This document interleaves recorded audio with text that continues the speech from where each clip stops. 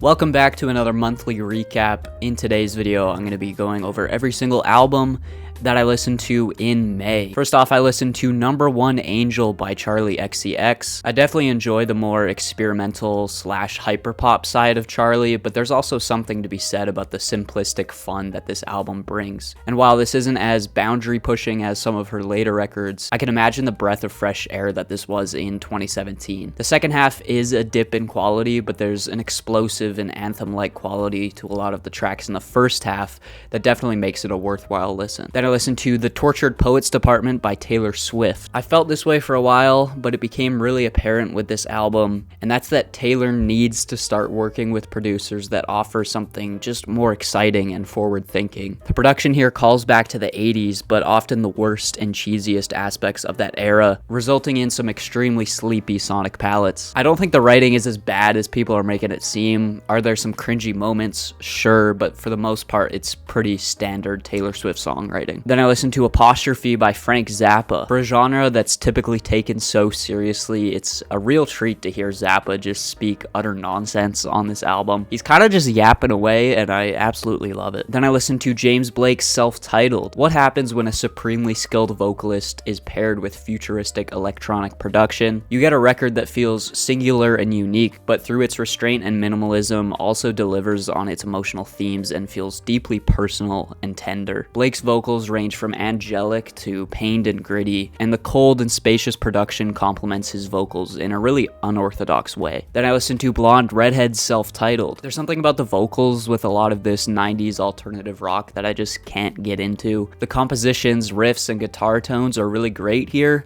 but the vocals often feel forced and like they're trying to do too much. Similar to Sonic Youth's Goo, the best moments here are when it's just instrumental. Then I listened to A Dream Is All We Know by the Lemon Twigs. The Lemon Twigs are striking while the iron is hot and following up the success of their album from last year with a record that follows in the same footsteps stylistically. Calling back to 70s soft rock, Brian and Michael D'Addario take clear inspiration from the Beatles and the Beach Boys, but also do an honorable job of paying homage to these iconic acts. This isn't as catchy as Everything Harmony, but will definitely strike a chord with people that enjoyed their last record. Then I listened to Radical Optimism by Dua Lipa. This is a perfect example that being a huge pop star doesn't mean you have to water down your sound. This record takes what worked well on Future Nostalgia and continues to hone in on that, while also offering a more consistent track list, punchier grooves, and a more interesting sonic world. The second half is definitely weaker than the first half, and sometimes the cliche lyrics fail to match the eccentricities of the production, but all in all, this is still a solid record from a pop star that is really nearing the top of her game. Then I listened to All Born Screaming by St. Vincent. This album really grabbed my ear on a first listen with its impressive production, powerful vocal moments, and overall passion. And while those elements did hold up on more listens, I couldn't help but feel like this album gets too caught up in its own influences and is just often trying to do too much. This results in an album that feels technically impressive but fails to provide a clear image of who St. Vincent is. Then I listened to 14 Minutes by Dominic Fike. Being that this album, or EP, I guess, is so short, the whole purpose of this feels like Dominic just getting some ideas and new sounds out there to maybe tease towards a full-length project. With that being said though, I don't really see the point of releasing this thing. There's some ideas here that would be interesting to see him explore further, but most of this feels like a rough outline and just doesn't contain enough content to leave a lasting impression. Then I listened to Cold Visions by Blade. Blade is historically pretty hit or miss for me, and this one mostly hits. The pacing here is fantastic, both because of the transitions between tracks, but also just the relentless energy. There's not much downtime on this thing where you aren't being thrown right into the beats. This is also the best he's sounded over this more rage and trap-leaning production. There's a line where he says, "At McDonald's, I get the sad meal." And I mean, come on, where else are you getting genius lines like that? Then I listened to Cyan Blue by Charlotte Day Wilson. Charlotte's skill as a vocalist here really gets kneecapped by her under-enunciated vocal delivery. While I do understand that it's her style, I think a bit more risk-taking in her vocal delivery would make this project more exciting. Then I listened to You Made Me a Star by Four Bats. I'm really shocked at how horrible this is. I mean, I was never impressed by the single that went big on TikTok, but I thought that surely this album album would have at least something to offer. But nope, this album is far from offering anything memorable. It starts in the corniest way possible, addressing the industry plant allegations and trying to force this narrative that he got to where he is just by chance. It comes across as extremely insecure and leaves a horrible first impression. If this guy knew he wasn't an industry plant, why even address it? Then we get into the actual music itself, which is some of the sleepiest and hollow R&B you'll ever hear. Forbat's melodies are so simplistic that I'd be more stimulated watching paint dry. His vocal tone is baby-like and amateurish, and so baby-like that when he starts trying to seduce the listener, it comes across as extremely uncomfortable. The production is some of the most thin, underdeveloped, and uninteresting stuff I've heard this year. An album of this insignificance shouldn't even warrant me ranting about it this much, but I don't know. Sometimes music is just so offensively bad that I have to rant about it. Then I listened to What a Devastating Turn of Events by Rachel Chinouriri. It's been a while since I've listened to Rachel's music, but what stands out about this in comparison to her older stuff is just how much more ambitious it is instrumentally. Obviously, there's still that foundation of her sweet vocals and vulnerable writing that cover themes of self-doubt, failed relationships, and self-love, but the overall presentation of these themes is more grand and fully realized. Then I listened to Toxicity by System of a Down. As someone who isn't well versed in metal, this album felt technically impressive throughout the first half, but was lacking an emotional connection. That emotional connection really started to develop during the second half of the record, and I imagine it will continue to develop on future listens. At its best, this album is a fantastic balancing act of visceral riffs and interesting melodies. There's a few moments where they paint themselves into a corner and rely too heavily on the synchronization of the guitars and vocals,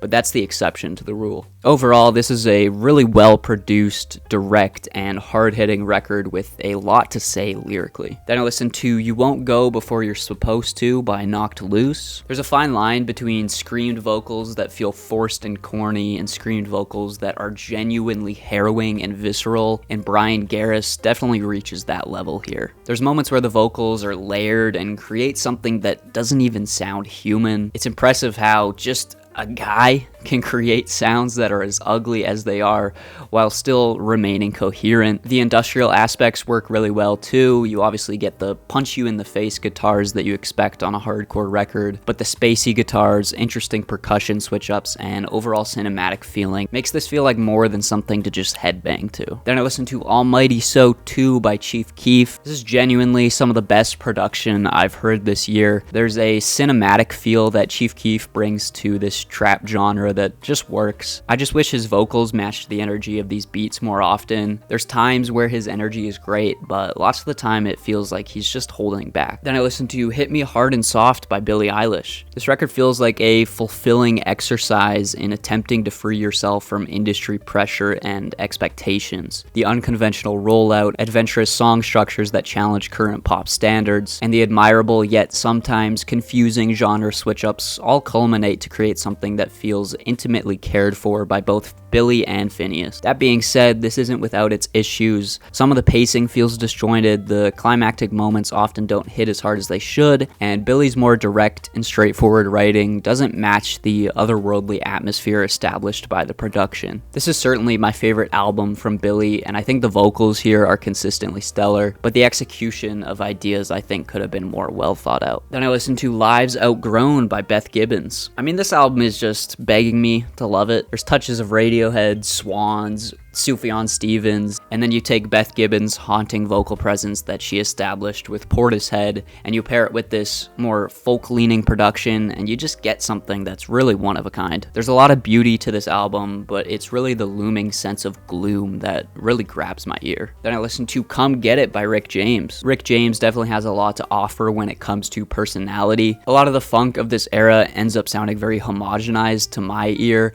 but James certainly stands out with his charisma and the striking visual art direction. However, there's some moments where these tracks just drone on for too long without much in the way of an exciting song structure. Then I listened to Tender Buttons by Broadcast. You could definitely see the influence this had in modern noise pop, and I get the sense that this was extremely ahead of its time, but I just find this thing too repetitive and the vocals are relatively lifeless. Vocal melodies with a bit more substance would actually enhance the instrumentals here and just bring some life to the this record. Then I listened to Atta Vista by Childish Gambino. So I guess this is an updated version of 3:15:20. I never listened to that album, so I don't really have any context on if this improves on that at all. Without that context though, this album didn't do much for me. Gambino is just so annoying and insufferable across this whole record. It feels like he's doing too much, and there's little to no care put into making these vocal performances feel grounded and emotional. There's some cool features, I guess, and some tracks that aren't completely unlistenable, but that's really all I can give this album. Then I listened to Dark Times by Vince Staples. Following the slightly disappointing Ramona Park Broke My Heart, Vince is back with a project that feels like a return to form. I've gotten a sense of who Vince is on previous albums, but this album feels like his most intimate and personal. There's a lot of cognitive dissonance here about all the success he's achieved in comparison to the harsh reality of the life that he used to live. It's clear he's somewhat uncomfortable with the feeling that he's, as Vince himself puts it, the only one living the dream. Even with his more personal writing, we still do get a lot of that classic West Coast bounce and smooth flow that Vince does so well, and some really catchy hooks as well. There is a couple love-centric tracks that I think weigh this thing down, as Vince's perspective on these tracks comes across as immature, but the beginning and ending of this album is really strong. Then I listened to Valedictorian by Ian. I guess this album's funny as a concept, and I get why this guy is getting so much attention, but I don't know. Once you get past the whole gimmick of, oh wait, this white guy isn't supposed to sound like this, the music itself is pretty terrible. The mixes suck, there's really no charisma or vocal presence, and it's just an ignorant interpretation of trap music. Then I listened to Empathogen by Willow. I've never heard Willow's earlier stuff, aside from like maybe one huge single, but from what I understand, this is a pretty drastic stylistic switch up. There's a lot of jazzy moments here, and Willow's vocals are actually pretty impressive. The moments where she goes into her over-exaggerated pop-punk vocal delivery feels unnecessary though. If you're gonna explore this new sound, why not just fully lean into it? Some of these tracks are also just too short and too underdeveloped, but at the end of the day, this definitely surpassed my expectations. And there you go, that's every single album I listened to in the month of May. Hopefully you guys enjoyed. If you did, leave a like, subscribe, let me know if you disagree with anything down below, and yeah, I'll see you guys in the next video. Peace out.